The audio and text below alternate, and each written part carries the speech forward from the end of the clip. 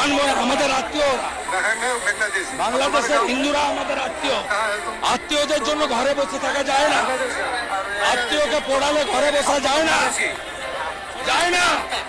রাজনীতি পরে বদলা চাই, বদলা চাই।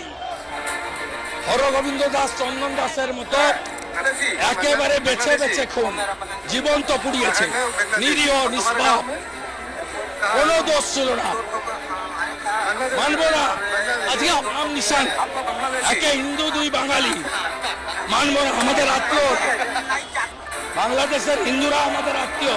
ও শুভেন্দুদা, তাহলে এই যে ভিডিওটা যেটা রামনারায়ণকে পিটিয়ে হত্যা করলো আপনাদের হিন্দু সংগঠনের লোক, হিন্দু লোক, যে মরল সেও হিন্দু, যে মারল সেও হিন্দু, বাংলাদেশি বলে, তাহলে এই নিয়ে কিছু বলুন।